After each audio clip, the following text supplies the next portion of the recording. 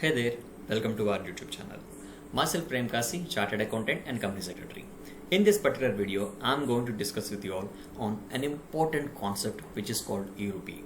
So for the next few minutes, I'll be discussing on what exactly is this concept and more on why is it really required for us to have such a concept. And also at the end, I'll also discuss my views on whether this is something which we can relate to the cryptocurrencies concept. Well, so without wasting our time, let's jump into the concept. E-rupee. This is something which Modi has introduced it to us on August 2nd. So the concept goes this way. But before explaining how exactly the concept works, let me give you a small and a practical example.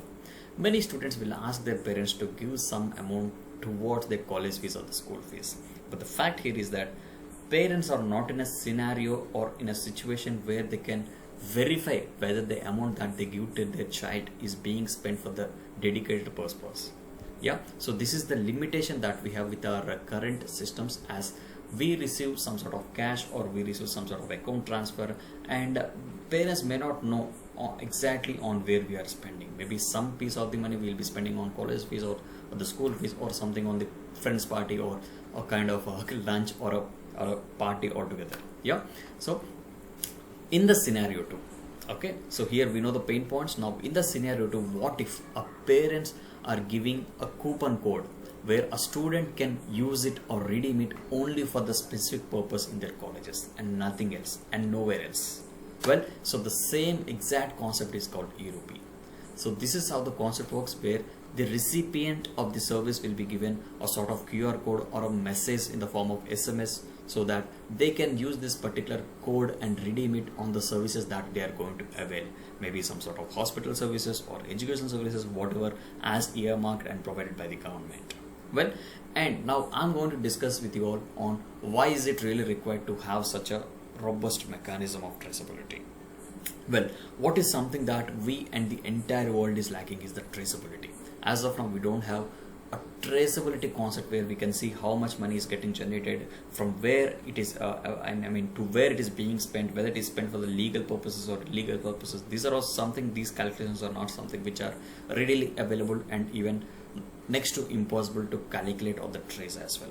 But with this concept, these will be going to be controlled at least to a certain extent. It's not, I'm not say it's 100%, but yes, more than 90%. These are something which is going to be solved with this particular concept. Well, so that is how this particular e-rupee concept works, and very important point here is that a citizen doesn't need to have a smartphone or a bank account for that matter to use these particular services, because you can see it is also be sent by a form of SMS or a QR code. If it is QR code, maybe yes, a smartphone is required, but if it is sent via SMS normal code, even that is also not required, a smartphone or a bank account.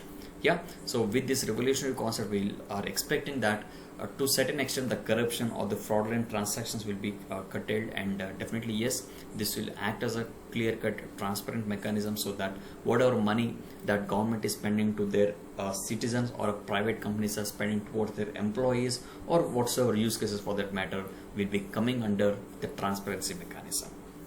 Well, and now to add my views on is it a kind of cryptocurrency, or around that myths, absolutely no, this is not something which is never related to any sort of cryptocurrency.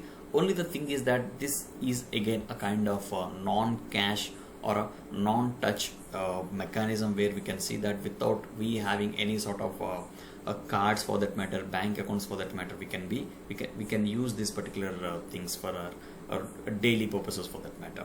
Yeah, so this is still in the initial stages, and as of now you can see only this is proposed to be used by used for certain health purposes. You can see this is something which is developed by NPCI, which is National Payments Corporation of India, in collaboration with the Department of Financial Services, Health Ministry and National Health Authority.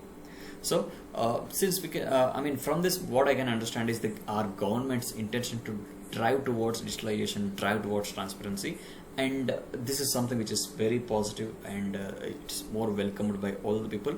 And only thing is that since the government is trying to create such a transparency mechanism, we can even expect some of the positive regulations on the cryptocurrencies aspect as well, which will be announced very soon. Yeah, so that is all something guys for this video. If you feel that you gained something new, something easy, something really very important, please do subscribe to my channel, please do like this video, and also give your feedback in the comment section of this video.